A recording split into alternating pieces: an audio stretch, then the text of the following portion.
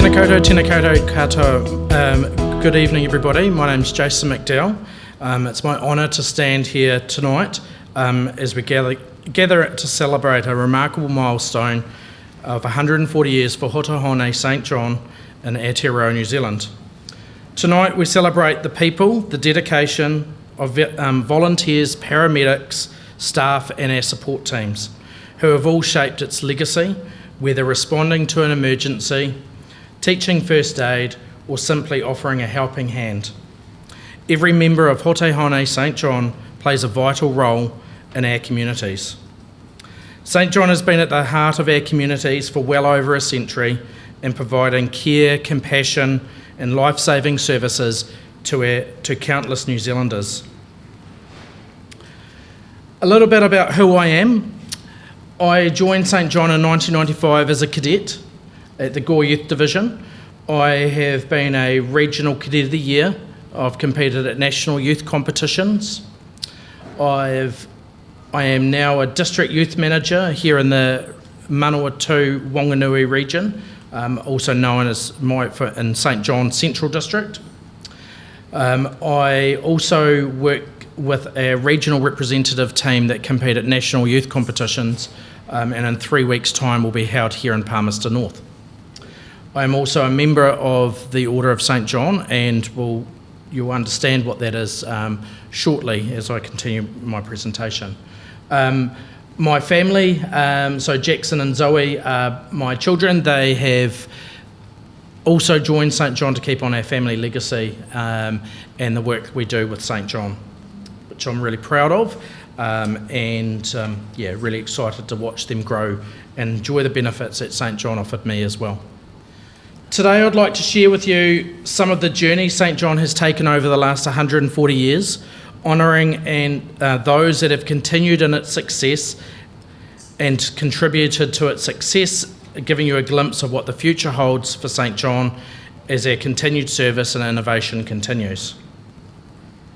To give you a glimpse of the past 140 years of St John in New Zealand, I need to share some of the rich international history of St John. It stretches back to nearly 1,000 years. Historians trace the Order of St John back to its origins of the 11th century when a hospital was established in Jerusalem around 1070 to care for sick and injured pilgrims during the Crusades.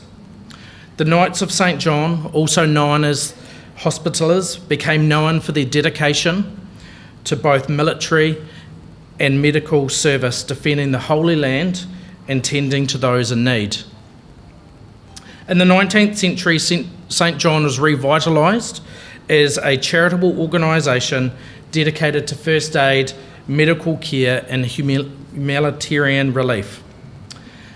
In 1888, Queen Victoria granted the Order of St John a royal charter. This document just here is that royal charter of chivalry. Granted through that royal charter is our official name, the most vulnerable order of the Hospital of St John of Jerusalem. As an international organisation with over 40 countries, including New Zealand. St John's connection to the Crown remains strong, with the Governor-General serving as the prior of our order and members receiving royal honours for outstanding service. Queen Elizabeth was a key member of our organisation prior to her death, and King Charles is our sovereign head. This legacy of dedication, medical care and public service laid the foundation for St John's work in New Zealand and around the world. Imagine New Zealand in 1885, a time when medical services were scarce, often too far away, and accidents were all too common, particularly among those manual labourers. It was in that environment that Reverend Thomas Favell, recognising the desperate need for first aid training and emergency care, took action. On the 30th of April 1885, in a meeting in a church hall in Christchurch, is where the foundation was laid for what would become one of the most vital community service organisations in our country. In those early days, volunteers trained in first aid transported injured patients using hand-wheeled stretchers. St John's presence quickly spread across the country, with new branches forming to growing medical needs. By 1892, St John established its first ambulance brigade in Dunedin, a key milestone for providing structured first aid and medical care. The Dunedin Brigade became the first officially recognised division of St John Ambulance outside of Britain, a testament to New Zealand's early commitment of the movement. As St John expanded, so did its commitment to community engagement. In 1895, the first St John Nursing Division was formed, also in Dunedin, recognising a critical role of women in healthcare.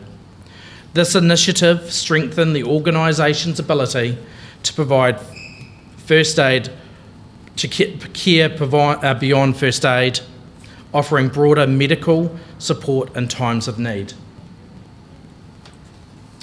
A particular significant milestone in St John's history was the launch of the St John Cadet Program in 1927 in Wanganui, close to us.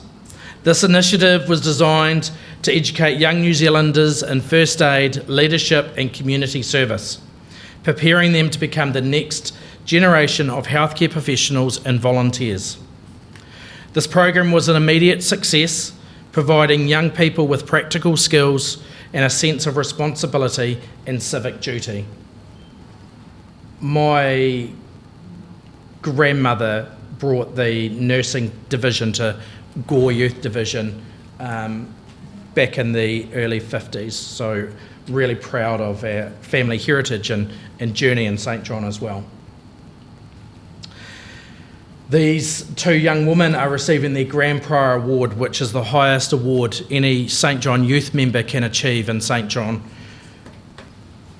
This is the badge itself, and a young person today must complete 12 badges of life skills and also 100 hours of community service to any community that benefits them and not the individual themselves, which is really, really exciting. That award was first awarded in New Zealand in 1936, and it is created, or it's not made in New Zealand, it's ordered from England, which is a really important and really cool thing for our young people to be aware of. Cadets not only learnt first aid, but also teamwork, communication and leadership skills, many of which have laid the foundation of life careers in emergency services and healthcare. TV presenters, businessmen, HR people, including somebody that was the head of HR at Te Wharaora just recently. Cadets not only learnt first aid, but also that teamwork and communication. But what's really important about what happened with their youth program is in 1988, it was renamed and modernised into St John Youth. Today, it remains one of New Zealand's largest and most respected youth initiatives in our country. This program has produced many of New Zealand's current ambulance officers, paramedics and healthcare leaders, ensuring St John's legacy continues for generations to come. From its humble beginning of Christchurch, St John has grown into an essential part of medical services and community care. Its foundation on volunteerism and education, strengthened by initiatives like the Cadet Program, remains central to its mission today. St John quickly became a leader in first aid training, with regular lectures and courses by doctors, making first aid knowledge accessible to everyday Kiwis. In the early 1900s, St John Volunteers became a site at major public events, sporting matches and major gatherings, providing immediate medical assistance to those in need. Over the decades, first aid has continued to evolve into medical advancements and changing needs of the public. Early training focused on primarily on basic wound care, bandaging techniques, and immobilisation of broken bones. It's pretty cool that our youth program still does that today.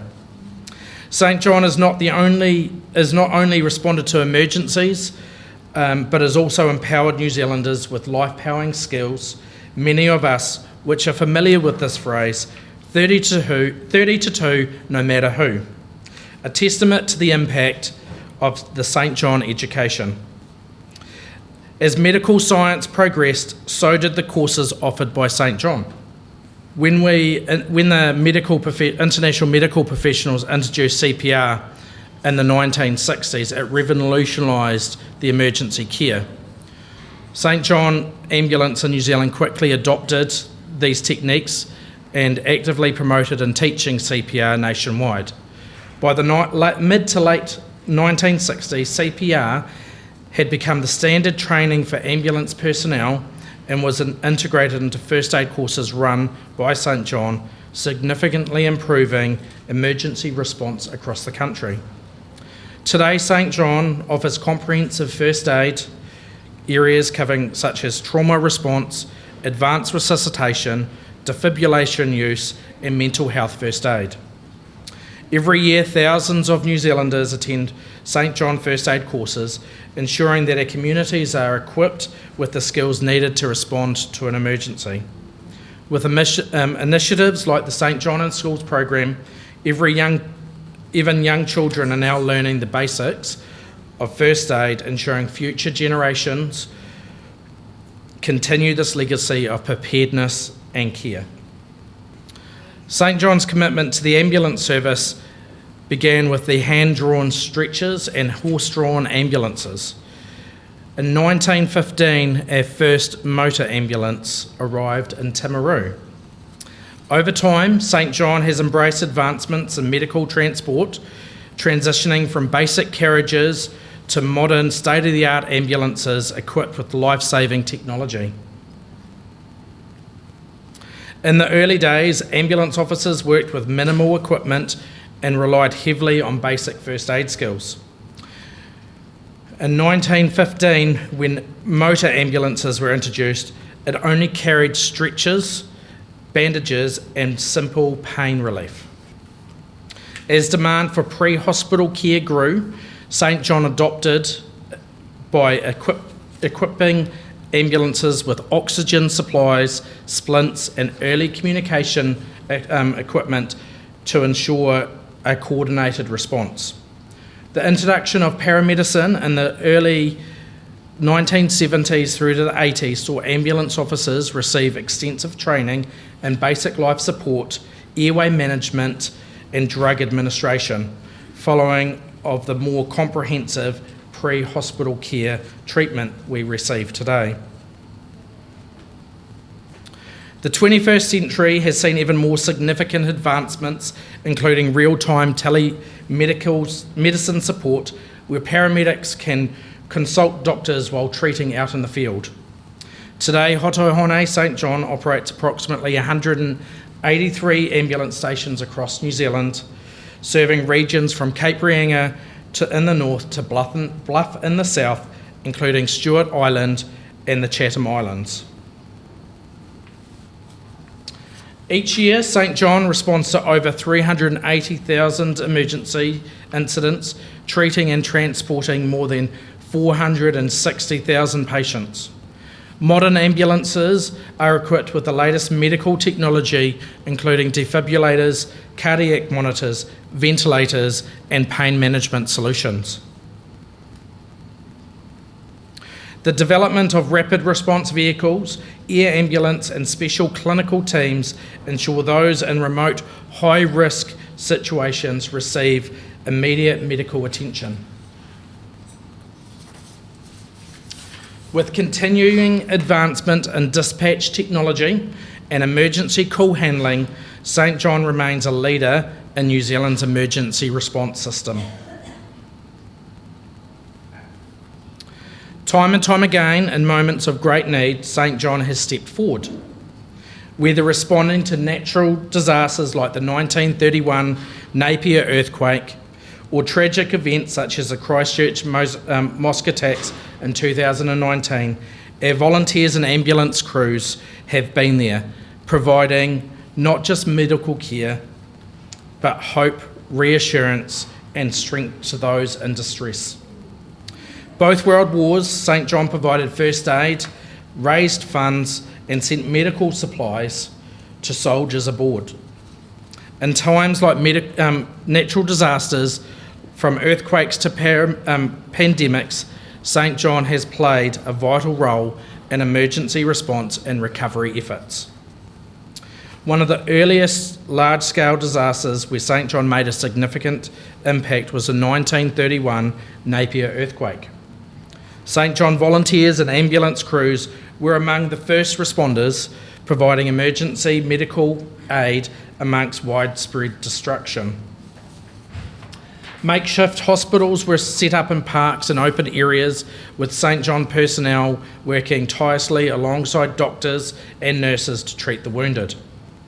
The disaster reinforced the necessity of structured first aid and emergency response services, leading to further development and investment in St John's ambulance and community health initiatives. The 2011 Christchurch earthquakes was another defining moment for St John personnel. They worked tirelessly to provide medical care to the injured.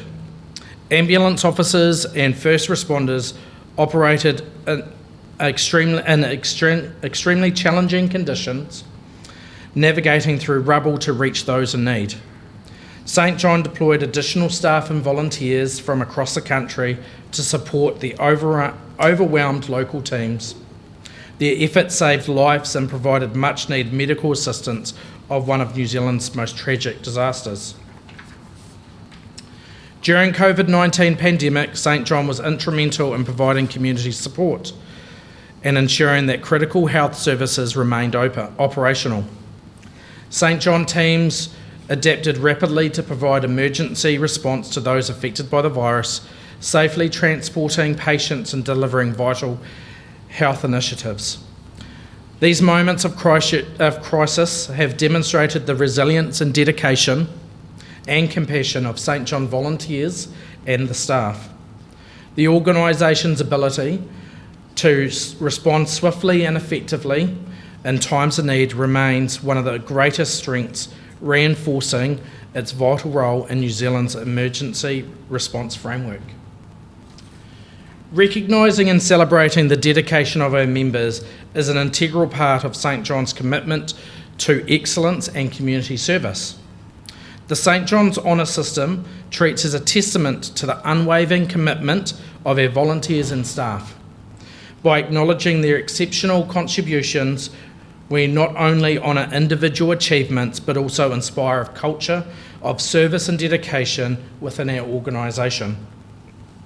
Established as a royal chivalry, the Order of St John acknowledges individuals who have demonstrated outstanding dedication to our mission. Members are appointed to various grades within the Order, reflecting their levels of contribution and commitment.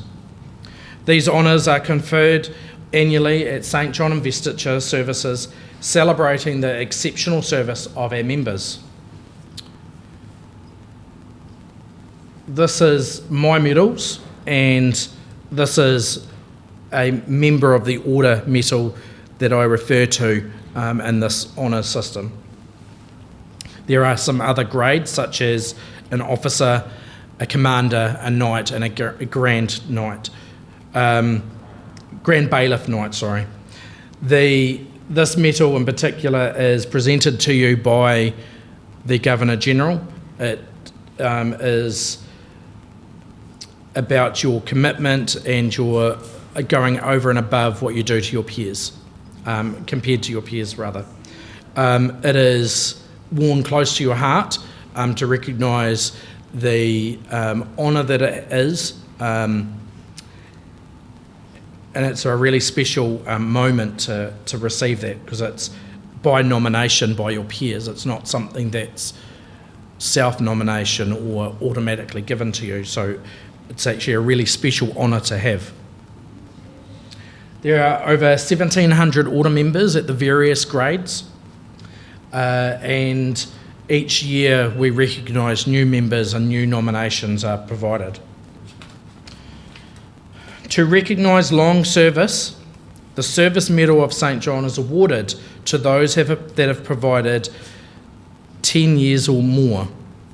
This medal symbolising the enduring commitment of our members to the health and well-being of our communities, and it is today still the only medal that is created with Queen Victoria on it. So this is my one, this is on the left. So the medal is issued for 10 years worth of service, and then the bar that's across here is recognised for every additional 5 years of service. And for my example, I have 15 years that I display here. I have an additional 4 years under my belt, but will be recognised for my 20th year this time next year. By integrating the St John's Honour System into organisation culture, we reinforce our core values and the principles of our Manaaki Ora strategy. Celebrating the achievements of our members not only acknowledges their efforts, but it also strengthens our collective resolve to serve with excellence, compassion and integrity. As we look to the future, let us continue to honour and support those who dedicate themselves to the service of others, embedding the spirit of Hato St John and our commitment and to our communities in Aotearoa, New Zealand. St John underwent a remarkable transformation in the early 2000s. Many of you may remember the red strip on an ambulance, the white ambulances, where we were in this image in the early 2000s to our yellow ambulances today. Modernising our ambulance service and our entire image strengthened our organisation structure to serve communities across New Zealand better. During this period, St John evolved from a collection of regional ambulance services to a unified, professional and highly efficient emergency response organisation. A key part of this journey was refreshing our public identity, modernising the St John brand to reflect the professionalism, care and dedication to those that serve. Previously, uniforms varied across the organisation, with different regions and roles wearing inconsistent styles that lacked a cohesive identity. To address this, St John introduced a standardised modern uniform that not only created a uniformed and professional appearance, but it also improved functionality, comfort and visibility. This change reinforced a sense of belonging amongst our staff and volunteers, while ensuring those that working in high pressure emergency situations had attire suited and to the demands of their roles. Alongside this, the organisation restructured to improve coordination, ensuring that resources, training and technology were strategically aligned to meet the growing needs of our communities. With advancement in ambulance designs, communication systems and operational management, St John strengthened its ability to respond swiftly and effectively in a time of crisis. But more than that, this transformation was about people. The volunteers, the paramedics, the support staff, who have always been at the heart of St John. Their communities, their commitment to saving lives and providing care has remained unwavering, even as the organisation has continued to evolve. The introduction of the refreshed uniforms became a symbol of this dedication, representing a new era of professionalism, trust and readiness. The modernisation of St John during this era set the foundation of a world-class emergency service that we rely on today. It was a period of progress, resilience and vision, ensuring that St John is not only prepared for the present, but also ready to meet its challenges of the future. As we look to the future, one thing is certain: the healthcare landscape is changing, and St John is committed to evolving with it. Our Manaaki Ora strategy is our guiding framework, ensuring that we remain at the forefront of emergency response, community healthcare and innovation. Through partnerships, technology and sustainability, we will continue to serve Aotearoa New Zealand with excellence and compassion. Hato Hone St John is one of New Zealand's largest healthcare charities, delivering essential services that impact lives of hundreds of thousands every year. Our key services include an emergency ambulance service, responding to thousands of calls annually, ensuring timely and high-quality patient care. Medical events services, so our large public events that take place, providing first aid coverage at major sports, culture and community events.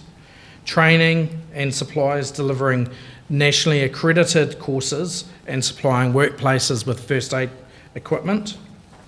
A youth program, engaging with over 4,000 young people weekly in leadership, first aid and teamwork training. Our community health and wellbeing, operating our health shuttles that transport over 1,000 people to 70,000 medical appointments a year. Our St John Lifelink medical alarms, connecting individuals to emergency assistance at the push of a button. A future of innovation, resilience and community partnership. As Hato Hone St John enters its next chapters, we remain dedicated to delivering a world-class healthcare and emergency response services. Through the Manaaki Ora strategy, we're shaping a future where all New Zealanders have equitable access to life-saving healthcare, strong community support and innovative emergency response services. With 140 years of dedicated service by thousands of members, both paid and volunteers, we look forward to a future of enhanced healthcare for all. It's no wonder St John, New Zealand is one of the leading countries across the world. We have dedicated and innovative people leading outstanding programs that benefit so many people across our country. As we celebrate 140 years of service, let us remember that this legacy is not about history, it's about people. It's about the thousands of volunteers, staff, supporters who make a difference every day. It's about the life saved, the comfort provided, and the community strengthened. May we continue to serve with that same dedication, courage and compassion that have defined us for over a century. Thank you.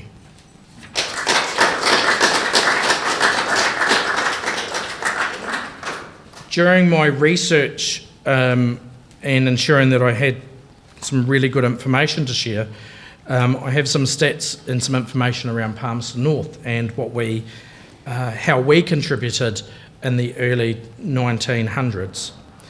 So our involvement, we were clumped together with Wellington, where Wellington had organised first aid courses and they came to us.